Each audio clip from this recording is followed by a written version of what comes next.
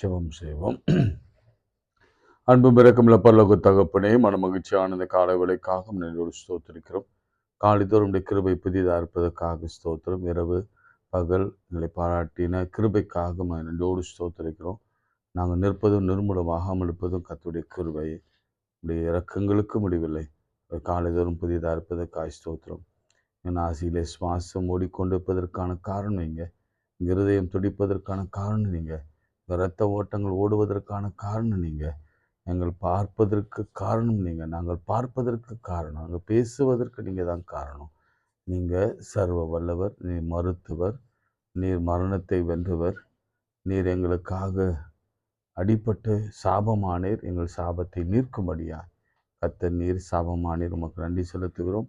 இந்த வேளையிலும் கூட எங்களோடு கூட வாரும். இந்த பகல் முழுவதும், இந்த இரவு முழுவதும் எங்களோடு வரும். அதிகாலையிலே எங்களோடு கூட பேசும். எங்களுக்கு தேவையான வார்த்தைகளை கொடுத்து எங்களை போஷித்து நடத்தும்படியா இயேசுவின் நாமத்தில் ஜெபிக்கிறோம் பிதாவே, ஆமென். நன்றியால் துதிப்பாடு என் இயேசுவை உள்ளத்தால் என்றும் பாடு என்ற பாடலை நாம் பாடும். நன்றியால் துதிப்பாடு நம் இயேசுவை உள்ளத்தால் என்றும் பாடு. நன்றியால் துதிப்பாடு நம் இயேசுவை உள்ளத்தால் என்றும் பாடு. வல்லவர் நல்லவர் போதுமானவர், வார்த்தையில் உண்மையுள்ளவர். நல்லவர் வல்லவர் போதுமானவர், வார்த்தையில் உண்மையுள்ளவர். நன்றியால் துதிப்பாடு நம் இயேசுவை உள்ளத்தால் என்றும் பாடு. எரிகோ மதிலும் முன்னே வந்தாலும் இயேசு உந்தன் முன்னே செல்கிறார். எரிகோ மதிலும் முன்னே வந்தாலும் இயேசு உந்தன் முன்னே செல்கிறார். கலங்கிடாதே திகைத்திடாதே, துதியினால் இடிந்து விடும். கலங்கிடாதே திகைத்திடாதே, துதியினால் இடிந்து விடும். நன்றியால் துதிப்பாடு நம் இயேசுவை உள்ளத்தால் என்றும் பாடு. செங்கடல் நம்மை சூழ்ந்து கொண்டாலும் சிலுவையின் நிழல் உண்டு. செங்கடல் நம்மை சூழ்ந்து கொண்டாலும் சிலுவையின் நிழல் உண்டு. பாடிடுவோம் துதித்திடுவோம், பாதைகள் கிடைத்துவிடும். பாடிடுவோம் துதித்திடுவோம், பாதைகள் கிடைத்துவிடும். நன்றியால் துதிப்பாடு நம் இயேசுவை உள்ளத்தால் என்றும் பாடு. கோலியாத் நம்மை எதிர்த்து வந்தாலும் கொஞ்சமும் பயம் வேண்டாம். கோலியாத் நம்மை எதிர்த்து வந்தாலும் கொஞ்சமும் பயம் வேண்டாம். இயேசு என்னும் நாமம் ஒன்று இன்றே ஜெயித்திடுவோம். இயேசு என்னும் நாமம் உண்டு இன்றே ஜெயித்திடுவோம். நன்றியால் துதிப்பாடு நம் இயேசுவை உள்ளத்தால் என்றும் பாடு. நன்றியால் துதிப்பாடு நம் இயேசுவை உள்ளத்தால் என்றும் பாடு. கைகளை உயர்த்தி, எரிகோக்கு முன்பாக நிற்கிறவர்களே கைகளை உயர்த்துங்க. யோர்தானுக்கு முன்பாக நிற்கிறவர்களே கைகளை உயர்த்துங்க. செங்கடலுக்கு முன்பாக நிற்கிறவர்களே கைகளை உயர்த்துங்க. மரண இருளின் பள்ளத்தாக்கிலே நிற்கிறவங்களே கைகளை உயர்த்துங்க. ஜெயத்திற்காக வெற்றிக்காக ஏங்கி நிற்கிறவர்களே உங்கள் கைகளை உயர்த்துங்க. தாசி வரும் பருவதங்களுக்கு நேராக என் கண்களையும் கைகளையும் மேறெடுக்கிறோம்.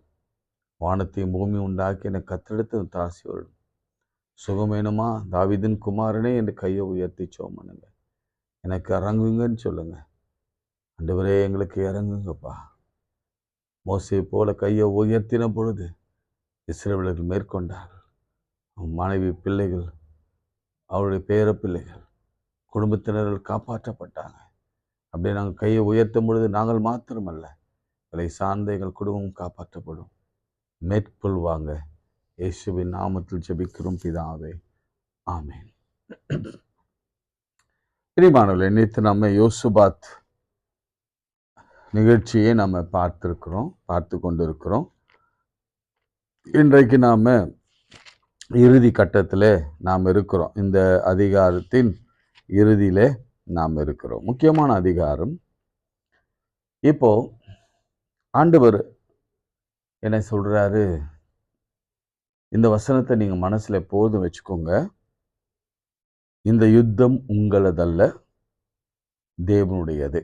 ஞாபகம் வச்சுக்கோங்க. அது ரொம்ப மறக்க முடியாத ஒரு வார்த்தையாக இருக்கட்டும். உங்கள் கேலண்டரில், உங்கள் காரில் அல்லது உங்கள் வீட்டில் நிலைக்கால்களில் எழுதுங்க.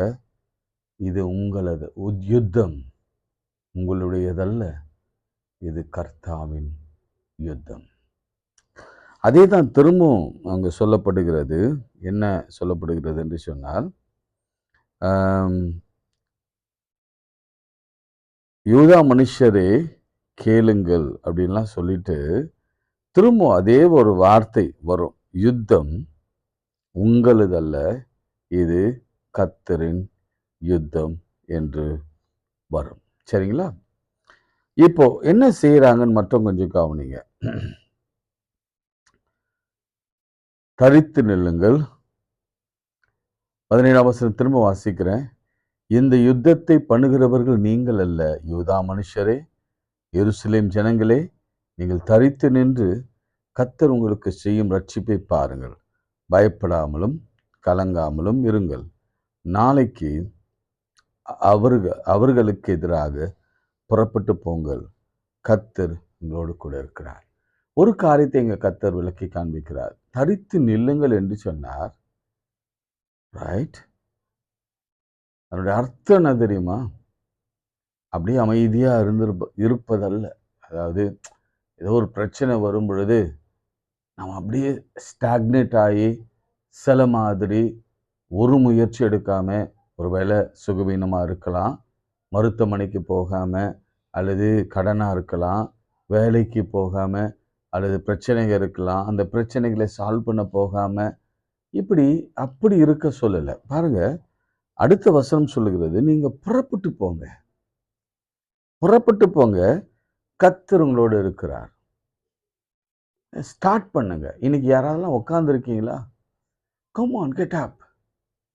ஆண்டவர் உங்களுக்காக யுத்தம் பண்ணனா நீங்க புறப்பட்டு போய் தான் ஆகணும்.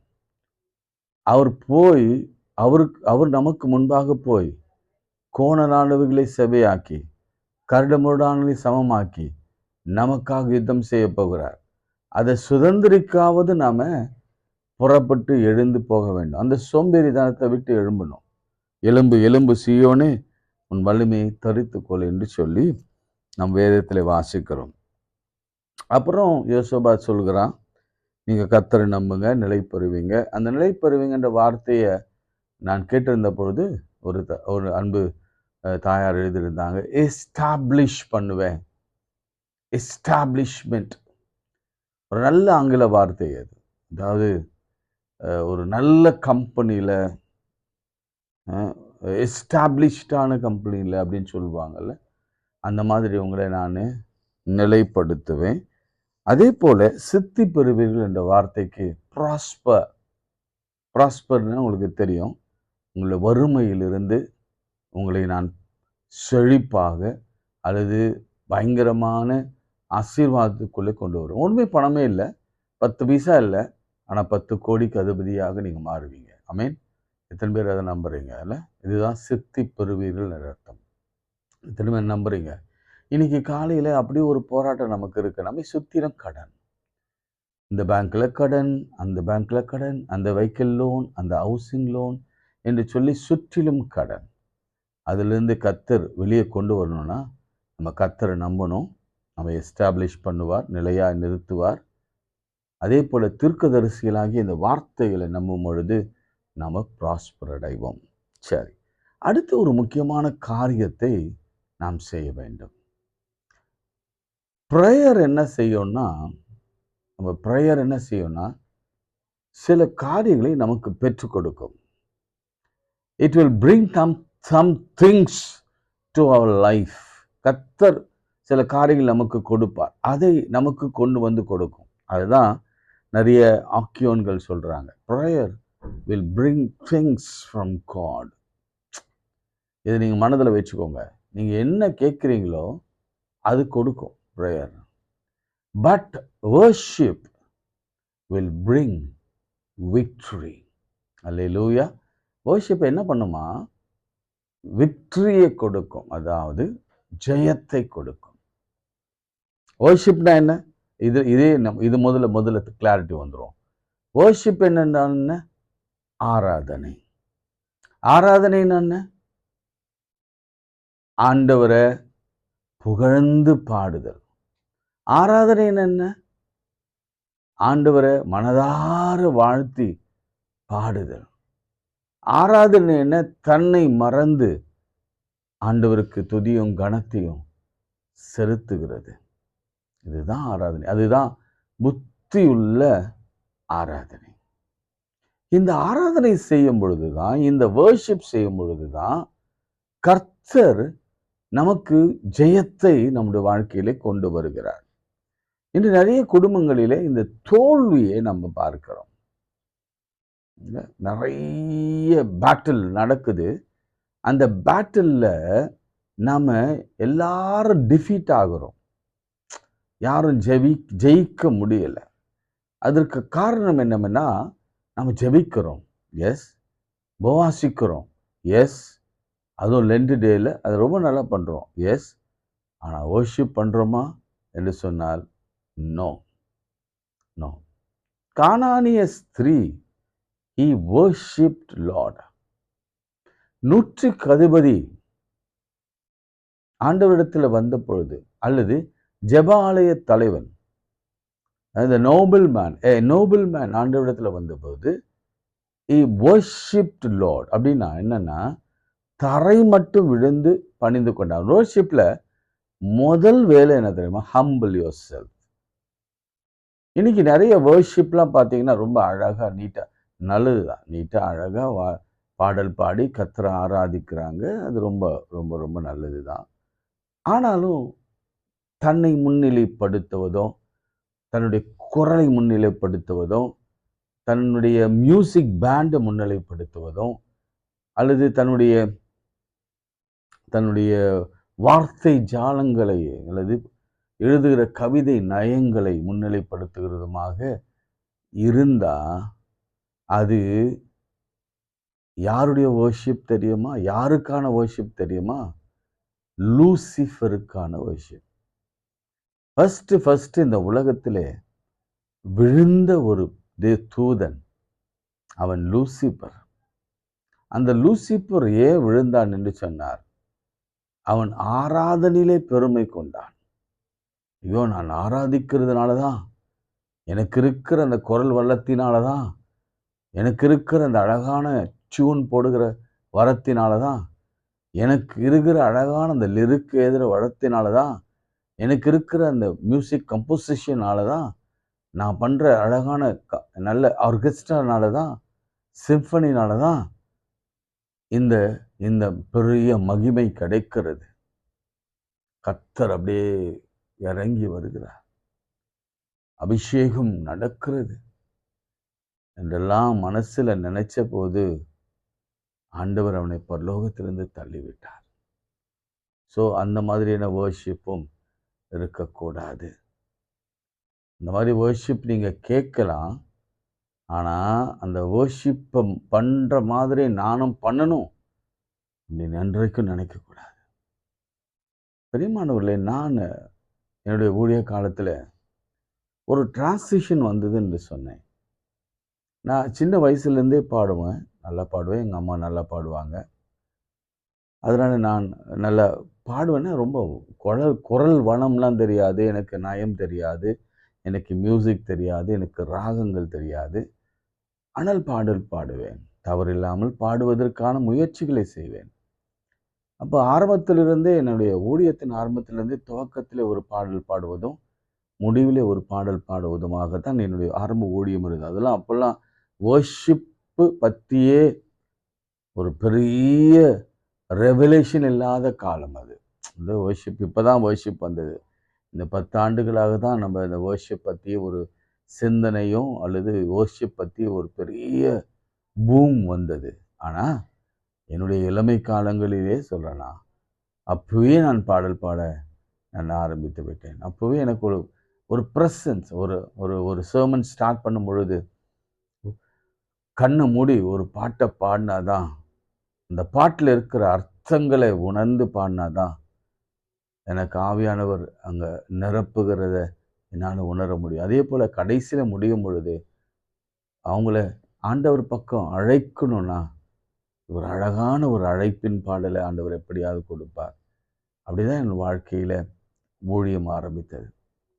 அதன் தொடர்ச்சியாக தான் இப்போ ஜனங்கள் எல்லாரும் அந்த வர்ஷிப்பை நாடி ஓடுகிற பொழுது தான் என் ஊழியத்தில் நான் இந்த வர்ஷிப் பேட்டர்னை நான் அறிமுகப்படுத்தி கொண்டேன். ஒரு 15 நிமிடமாவது நம்ம தேவனை ஆராதிக்க வேண்டும். பாடல் பாடி கைகளை தட்டி ஃப்ரீயா என்று சொன்னால் கொஞ்சம் நம்ம பேர்டன் எல்லாவற்றையும் விலக்கி விட்டு லூசன் அப் அப்படின்னு சொல்லி, இல்லை நம்ம லூஸ் பண்ணி கொண்டு கொஞ்சம் ஸ்ட்ரெஸ் எல்லாம் அப்படியே வெளியில் வச்சுட்டு அவனுடைய ஆலயத்தில் வந்திருக்கிறதுனால ஒரு 10-15 நிமிடம் கொஞ்சம் கவலைகள் எல்லாம் மறந்து கைகளை தட்டி அந்த பாட்டின் உட்கருத்தை அறிந்து அந்த மியூசிக்கோட அந்த தேவனை மகிமைப்படுத்தும் பொழுது தேவனுடைய பிரசன்னம் இறங்கி வரும். இப்போ 3 ராஜாக்கள், நேற்று நான் 4ன்னு சொன்னேன், ஆனால் எழுத்தின்படி பார்த்தா மோவாப், அம்மோன் மற்றும் அம்மோனியர்கள் தான். 3 ராஜாக்கள் வருகிற பொழுது அவங்க டெவாஸ்டேட்டட், அவங்க பயந்து போனாங்க. ஐயோ, திடீரென்று வராங்களே, என்ன செய்வது என்று அறியாமல் தவித்தாங்க. நம்ம கூட திடீரென்று தான் இந்த அழிவு நம்மை நோக்கி வரும். அப்படி வரும் பொழுது தான் இங்கே ஒரு காரியத்தை, இது ரொம்ப வியப்பான ஒரு காரியத்தை இந்த ராஜா விடத்தில் ஆண்டவர் செய்ய சொல்லியிருந்தார், தீர்க்கதரிசி இடத்துல சொல்லி. அது என்னன்னா, நீங்கள் ஆயுதம் அணிந்தவர்களுக்கு முன்பாக நடந்து போய், யாரு கோயர் பாட்டு பாடுறவங்க, பரிசுத்தமுள்ள மகத்துவத்தை துதிக்கவும் ஆயுதம் அணிந்தவர்களுக்கு முன்பாக நடந்து போய் கர்த்தரை துதியுங்கள், அவர் கிருபை என்றும் உள்ளது என்று கர்த்தரை பாடவும் பாடகரை நியமித்தான்.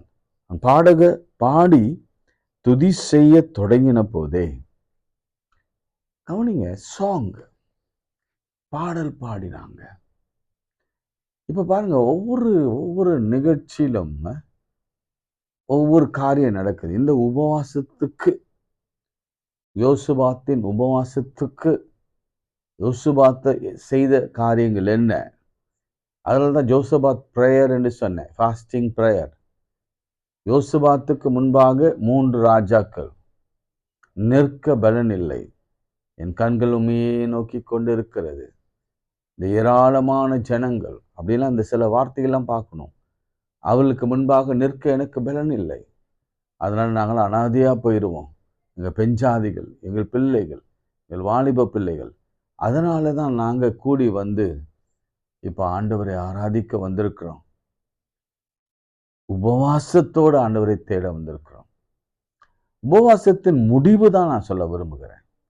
அவள் உபவாசித்து ஜெபம் பண்ணி பாடல் பாடி தொடங்கின உடனே யூதாவுக்கு விரோதமாய் பதவியிருந்த அம்மோன் புத்திரரையும் மோவாபியரையும் சேயீர் மலை தேசத்தாரையும் ஒருவருக்கு ஒருவர் விரோதமாய் ஒருவரை கர்த்தர் எழும்ப பண்ணினதனால் அவர்கள் வெற்றுண்டு விழுந்தார்கள்.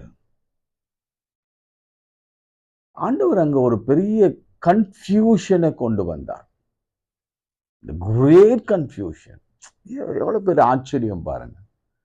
ஒன்னா வந்தாங்க, அலையன்ஸோட வந்தாங்க.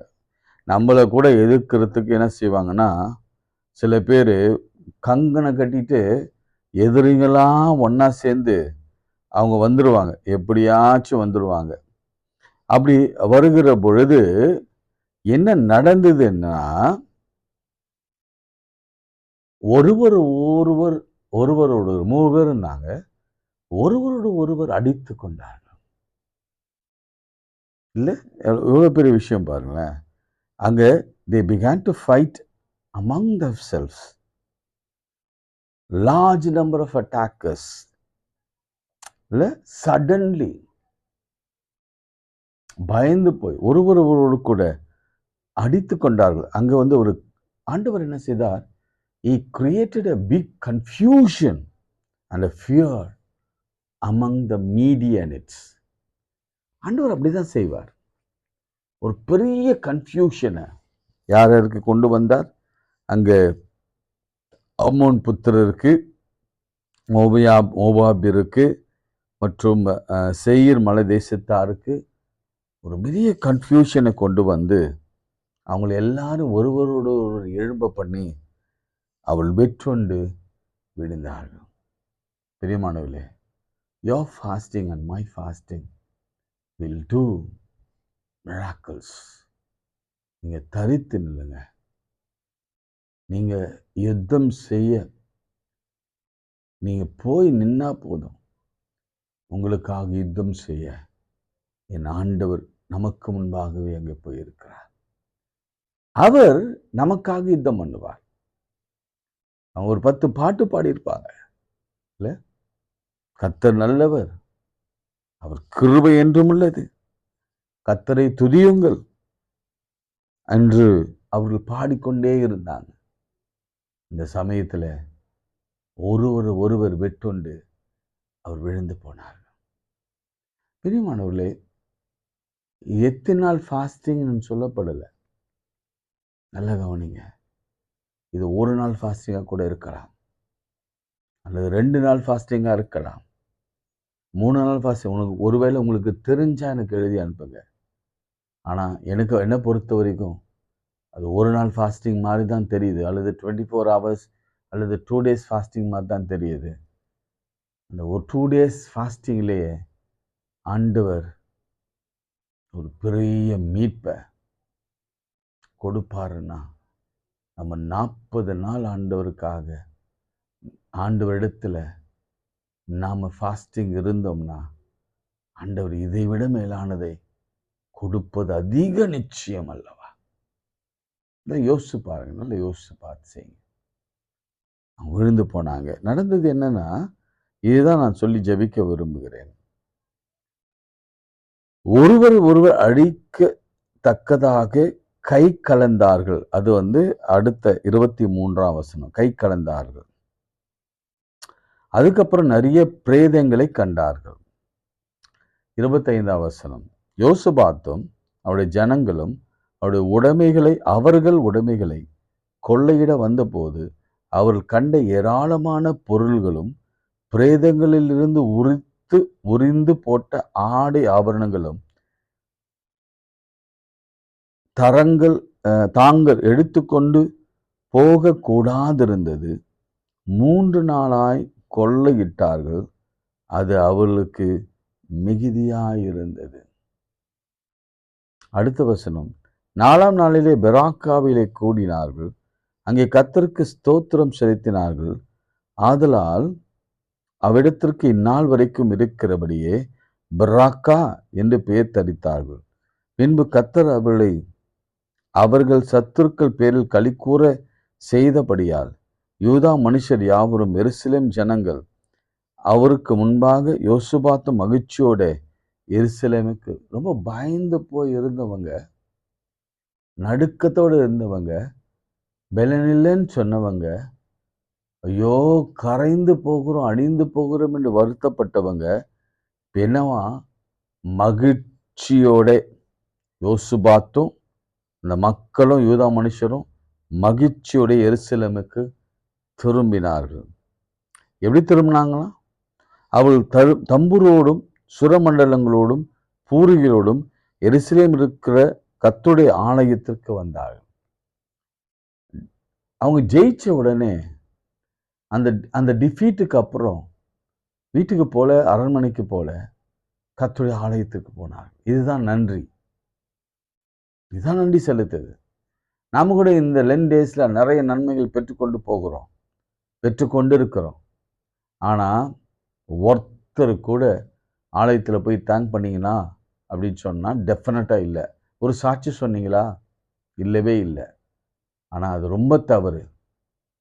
அப்படின்னா என்ன நடக்கும்னா, சரி உங்களுக்கு ஆண்டவர் கொடுத்துட்டாரு 2 டேஸில், நீங்கள் 3 நாள் ஃபாஸ்டிங்கில், 1 வாரம் ஃபாஸ்டிங்கில், 21 ஃபாஸ்டிங்கில் ஆண்டவர் உங்களுக்கு எல்லாம் கொடுத்துட்டாரு. அவ்வளோதான். அதோடு நீங்கள் வாங்கிட்டு அமைதியாக இருந்துட்டீங்கன்னு வச்சுக்கோங்களேன், ஆலயத்துக்கு போகாமல் சாட்சி சொல்லாமல் இருந்துட்டீங்கன்னு வச்சுக்கோங்களேன், அதுதான் உங்களுக்கு கர்த்தர் கொடுக்குற கடைசி ஜெயமாக இருக்கும், ஆசீர்வாதமாக இருக்கும், ப்ராஸ்பராக இருக்கும், எஸ்டாப்ளிஷ்டு லைஃபாக இருக்கும். அதுதான் லாஸ்ட்டாக இருக்கும். அதுக்கு மேலே உங்களால் வளரவே முடியாது. அவனை எழுதி தரேன். அடுத்து என்ன செய்வாங்க அப்படி பாருங்க. இவ்விதமாய் தேவன் சுற்றுப்புறத்திலும் யுத்தமில்லாத இளைப்பாறுதல் அவருக்கு கட்டளையிட்டதினாலே யோசபாத்தின் ராஜபாரம் அமெரிக்கையாக இருந்தது அப்படின்னு சொல்லிட்டு அது கடைசியில் பார்ப்போம். அப்படியே அவங்க ஆலயத்துக்கு போயிட்ட பிறகு இளைப்பாறுதலை கர்த்தர் அவங்களுக்கு கொடுத்தார். இளைப்பாறுதலை கர்த்தர் கொடுத்தார். சரி, இப்போ நாம் தெரிந்து கொள்ள வேண்டிய விஷயம் என்னன்னா, 3 நாள் கொள்ளையிட்டார்கள், பெராக்காவிலே கூடினார்கள். கொள்ளைனா கொள்ளை, அப்படி ஒரு கொள்ளை. அது அதுல கர்த்தருக்கு தசமமாக கொடுக்கிற அளவுக்கு பெரிய கொள்ளை. வாழ்க்கையில் அழிஞ்சிருவோம், நாசமாக போயிடுவோம், நம்மளை நாசமாக்கிடுவாங்க, நம்மளை அழிச்சிருவாங்க, ஒன்றுமில்லாதாக்கிடுவாங்க, நம்மளை நிர்மூலமாக்கிடுவாங்க, நம்ம கீழே இறக்கிடுவாங்க. அதுதான் அவங்க ஆசையாக இருக்கும். வியாதி வந்த பிறகு வியாதி வந்துச்சு, அவ்வளோதான், இனி அவன் மண்ணில் தான் அப்படின்னு சந்தோஷப்படுறவங்க மத்தியில் நம்ம வாழ்ந்து கொண்டிருக்கிறோம். சுகவீனம், பலவீனம், கடன், வறுமை, பிரச்சனைகள், துன்பங்கள் வரும் பொழுதெல்லாம் நம்மை சுற்றி இருக்கிற துரோகிகளும் நம்முடைய இனத்தவரும் பிசாசும் சொல்லுவாங்க, இல்லை இல்லை அவன் அவ்வளோதான் அழிந்து போனான். நான் ஒன்று சொல்கிறேன், என் தேவன் நம்மை அழியும்படியாக நம்மை தெரிந்து கொள்ளவில்லை, அழைக்கவில்லை. கர்த்தர் நம்மை அரியணையில் அமர செய்யும்படியாய் அழைத்திருக்கிறார். நீங்கள் அந்த எரிகோ நிகழ்ச்சியை பார்த்தீங்கன்னா தெரியும். சின்ன சின்ன கிளிம்ஸ் சொல்கிறேன். 6 நாள் அமைதியாக சுற்றி வந்தாங்க. 7ஆவது நாள் என்ன செய்தாங்க தெரியுமா? துதித்தாங்க, ஆர்ப்பரித்தாங்க. ஆர்ப்பரித்த பொழுது அந்த எரிகோ கோட்டை, இதுதான் கோட்டைனா, இப்படி விழுந்தது. அவளுக்கு ஏறி போனார்கள். கோட்டை எப்படிங்க விழும்? இல்லை, ஆண்டவர் அதையும் ஒரு அதிசயம். இந்த கோட்டை மேலே இருந்த ஒரே ஒரு ராகா பேசி மாத்திரம் அந்த இடம் மட்டும் அழிக்காம கர்த்தர் விட்டார். இது இடம்லாம் இப்படி நொறுங்கிற்று. ஊருக்குள்ள எல்லாம் ஏறி போனாங்க. கிதியோனுக்கு ஒரு வெற்றி எப்படி கிடைச்சது தெரியுமா? 300 பேர், 32,000 பேர் வந்தாங்க. அதில் 300 பேர் தான் தெரிந்து கொண்டார். அதன் பிறகு அந்த 300 பேரை வைத்து 1030 என்று நினைக்கிறேன், 13 லட்சமா தெரியல, எனக்கு சில ஞாபகம் இல்லை. 13, எஸ், அந்த மாதிரி தான் இருக்கும். 130,000 நினைக்கிறேன், அப்படி தான் இருக்கலாம்னு நினைக்கிறேன். லைக் 300 versus 1000, 130,000 அப்படி தான் நினைக்கிறேன். அது நீங்கள் எனக்கு எழுதி அனுப்புங்க, ஏன்னா அதை சொல்லணும்னு நினைக்கிறேன். ஏன்னா ரேஷியோ பாருங்கள். வெறுங்கையில் சட்டி, அதில் கொஞ்சம் தீப்பந்தம், அப்படியே கொண்டு போகிறாங்க, சுற்றி வராங்க, போட்டு உடைத்து கிதியோனின் பட்டயம், கர்த்தரின் பட்டயம் என்று ஆர்ப்பரித்தார்கள். அங்கு ஒரு பெரிய மாபெரும் சங்காரம் ஏற்பட்டது. இதுதான் ஆண்டவருடைய செயல். கொஞ்சத்திலாகிலும் அநேகத்திலாயும் ரட்சிக்க வல்லவர் நம்முடைய கர்த்தர். அவருக்கு அது எல்லாம் லேசான காரியம். சரி, இன்னைக்கு முக்கியமாக அந்த வார் அப்படின்றதெல்லாம் விட, விக்ட்ரி என்பதெல்லாம் விட, ஒரு காரியத்தை நான் உங்களுக்கு ரொம்ப எம்ஃபசைஸ் பண்ண விரும்புகிறேன். வர்ஷிப். அதுதான் இந்த நாள் எடுத்தேன். Worships brings victory. நிறைய பாட்டு பாடுங்க, நிறைய பாட்டு கேளுங்க, நிறைய சர்ச்சில் போய் கொயரில் பாடுங்க. அதே போல் கிடைச்சா நிறைய பாடல்கள் எழுதுங்க, பாடல்கள் இசையமைங்க.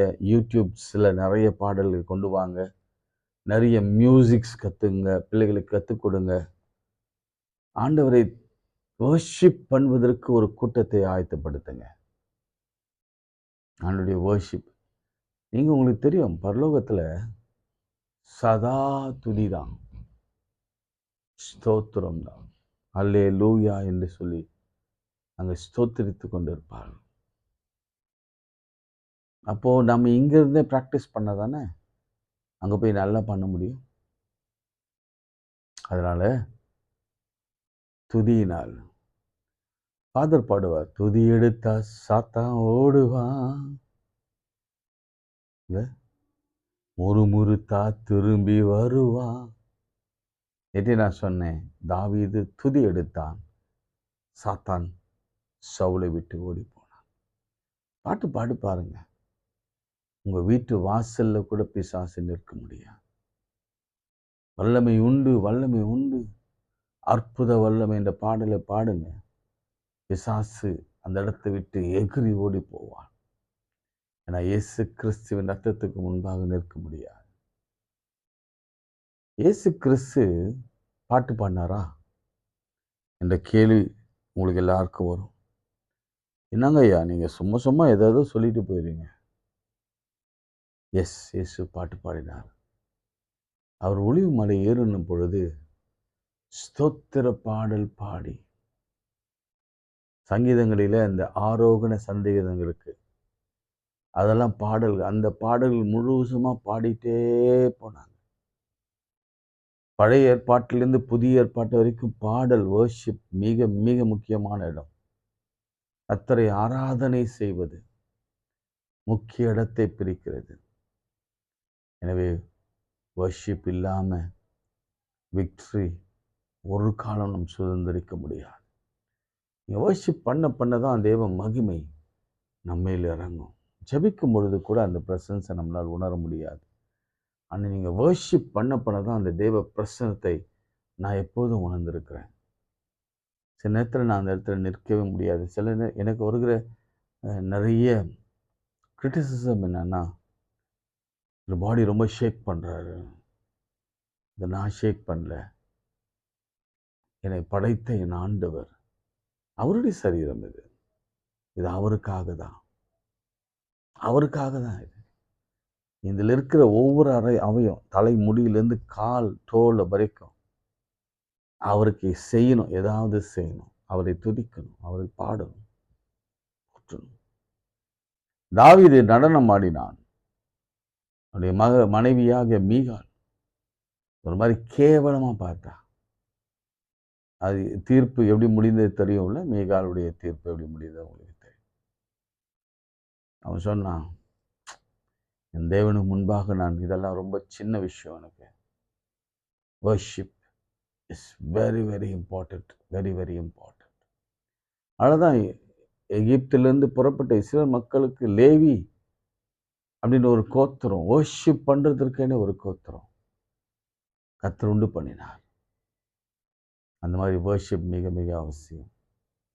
அதனால் நான் உங்களுக்கு சொல்லுகிற ஒரு சின்ன ஆலோசனை என்னென்னா, ஒரு நாளைக்கு அட்லீஸ்ட் ஒரு 3-5 பாடலாவது நீங்கள் ஆவியில் நிரம்பி பாட ஆரம்பிங்க. நிச்சயமாக அதனுடைய பலனே வித்தியாசமாக இருக்கும். நீங்கள் ஜெபிப்பதற்கு ஒரு பலன் உண்டு, உபவாசிப்பதற்கு ஒரு பலன் உண்டு, வர்ஷிப் பண்ணுவதற்கு ஒரு பலன் உண்டு. அந்த வர்ஷிப்பின் பலனை நீங்கள் அனுபவிப்பீங்க. நிச்சயம் கர்த்தர் செய்வார், அதிசயமாய் செய்வார். ஜெபம் பண்ணலாம். அன்புள்ள ஆண்டவரே, இந்த வேலைக்காக நன்றியோடு ஸ்தோத்திரிக்கிறோம். பாடல் பாட எங்களுக்கு கற்றுத்தார். பாடல் பாடினா வியாதிகள் நீங்கட்டும். பாடல் பாடுகிற பொழுது எங்கள் பலவீனங்கள் மாறட்டும். பாடல்கள் உண்மை பற்றி பாடுகிற பொழுது எங்களுடைய பிரச்சனைகளும், எங்களுடைய குழப்பங்களும், சஞ்சலங்களும், எங்களுடைய எல்லா விதமான தீங்குகளும் விலகி போகட்டும். பாடல் பாடும் பொழுது நாங்கள் ஜெயத்தை பெற்றுக்கொள்ளும். எங்களுக்கு விரோதமாக எழும்புகிற எல்லா ஆயுதங்களையும் நாங்கள் பாடியே நாங்கள் ஜெயம் எடுக்க உதவி செய்யும். எரிகோ உடையட்டும். எரிகோ மாதிரி வந்து நிற்கிற எல்லா பொல்லாத மனுஷரை கவுத்து போடுங்க. கோலியாத்தை மாதிரி வந்து நிற்கிறவர்களை சங்காரம் பண்ணுங்க. அதே போல கிதியனுக்கு முன்பாக நின்ற அந்த அநேக லட்சம் மக்களை ஆண்டவரே ஒரே ஒரு பாடலாக அழித்து போட்டிருப்பா. அப்படி அடித்து போடுங்க. ஆண்டவர் பவுலும் சீலாவும் ஜெபித்து சிறையில் இருக்கும் பொழுது அவருடைய விசுவாசிகளும் சபை மக்களும் துதித்து ஆண்டவரை ஜெபித்து கொண்டிருந்த பொழுது பூமி அதிர்ச்சி உண்டாயிற்று. யோபு சிறையில் இருக்கும் பொழுது ஜெபித்து கொண்டிருந்த போது, வர்ஷிப் பண்ணி கொண்டிருந்த பொழுது, ஆராதித்து கொண்டிருந்த பொழுது கர்த்தர் அங்கு ஒரு பெரிய கட்டவிழ்த்தலை கொடுத்தார். அப்படி ஒரு கட்டவிழ்த்தலை கர்த்தர் கொடுப்பீராக. நாங்களும் பாடல் பாடி உண்மை ஆராதிக்க உதவி செய்யும். இயேசுவை போல ஒலிவு மரத்துக்கு ஒலிவு மலைக்கு போகும் பொழுது ஸ்தோத்திர பாடலை பாடி போனாங்க. அப்படியே நாங்கள் பாடி போக உதவி செய்யும். இயேசுவின் நாமத்தில் ஜெபிக்கிறோம் நல்ல பிதாவே, ஆமென். நமது ஆண்டவராகிய இயேசு கிறிஸ்துவின் கிருபை, பிதாவாகிய தேவனுடைய அன்பு, பரிசுத்த ஐக்கியம் நம் அனைவரோடும் இன்னும் சதாக்கள் நிலைத்திருப்பதாக. ஆமென். God bless you.